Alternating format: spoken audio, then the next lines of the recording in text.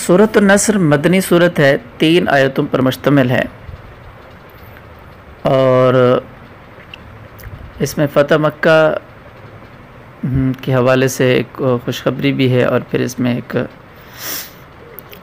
جو ہے اللہ تعالیٰ جب کامیابی ملے تو اس وقت کیا کرنا چاہیے اس کے لیے ہدایت بھی ہے۔ بسم اللہ الرحمن الرحیم، اذا جاء نصر اللہ والفتح، جب اللہ کی مدد اور فتح آ جائے۔ اس سے مراد مکہ مکرمہ کی فتح ہے، یعنی جب مکہ مکرمہ آپ کے ہاتھوں فتح ہو جائے۔ زیادہ تر مفسرین کے مطابق یہ صورت فتح مکہ کے کچھ پہلے نازل ہوئی تھی، اور اس میں ایک طرف تو یہ خوشخبری دی گئی کہ مکہ مکرمہ فتح ہو جائے گا، اور اس کے بعد عرب کے لوگ جوق در جوق اسلام میں داخل ہوں گے۔ چنانچہ واقعہ بھی یہی ہوا۔ دوسری طرف چونکہ اسلام کے پھیل جانے سے حضور اقدس صلی اللہ علیہ وسلم کے دنیا میں تشریف لانے کا مقصد حاصل ہو جائے گا، اس لیے آپ کو دنیا سے رخصت ہونے کی تیاری کے لیے حمد، تسبیح اور استغفار کا حکم دیا گیا۔ جب یہ صورت نازل ہوئی تو اس میں دی ہوئی خوشخبری کی وجہ سے بہت سے صحابہ خوش ہوئے، لیکن حضور اقدس صلی اللہ علیہ وسلم کے چچا حضرت عباس رضی اللہ تعالیٰ عنہ اسے سن کر رونے لگے، اور وجہ یہ بیان کی کہ صورت سے معلوم ہوتا ہے کہ حضرت صلی اللہ علیہ وسلم کے دنیا سے تشریف لے جانے کا وقت قریب آ گیا۔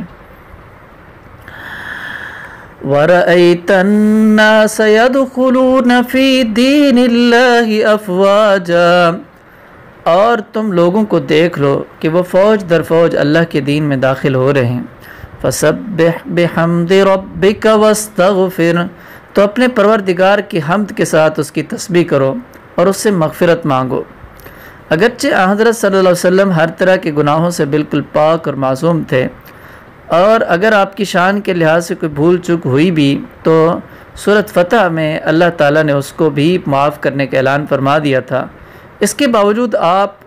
کو استغفار کی تلقین امت کو یہ بتانے کے لیے کی جا رہی ہے کہ جب حضرت صلی اللہ علیہ وسلم سے استغفار کرنے کو کہا جا رہا ہے تو دوسرے مسلمانوں کو تو اور زیادہ اہتمام کے ساتھ استغفار کرنا چاہیے۔ انہو کان توابا، یقین جانو وہ بہت معاف کرنے والا ہے۔ ہمارے لیے یہ درس ہے کہ جب ہمیں کامیابی مل جائے، جب ہمیں کسی بھی کام کے اندر فتح مل جائے، تو جشن منانے کے جو طریقے ہیں، جس طریقے سے ہم لوگ جشن مناتے ہیں، اور ہم لوگ وہ کام کرتے ہیں جو اللہ کو مزید ناراض کرتے ہیں، جبکہ ہمیں یہ چاہیے تھا کہ ہم اللہ کی تسبیح بیان کرتے، اللہ سے معافی مانگتے، اور وہ معاف کرنے والا ہے۔ یہ طریقہ تھا۔ اور اسی طریقے سے جو لوگ خاص طور پر ہمارے اس قرآن کریم کے کام میں شریک ہیں، ان کے لیے خاص طور پر یہ بات ہے کہ وہ جب دیکھیں کہ لوگ اس میں اچھے انداز سے سلسلے میں جڑ رہے ہیں اور اچھے انداز میں سلسلے سے سیکھ رہے ہیں، تو بجائے یہ کہ اس پر کوئی فخر کرنے کے، بجائے یہ کہ اس کو اپنا کمال سمجھنے کے، ہمیں اللہ کی تعریف کرنی چاہیے اور اسی سے استغفار کرنا چاہیے۔ یہی طریقہ ہمیں یہاں سمجھ میں آتا ہے۔ اس کے بعد ہم سورۃ لہب کی طرف آگے بڑھتے ہیں۔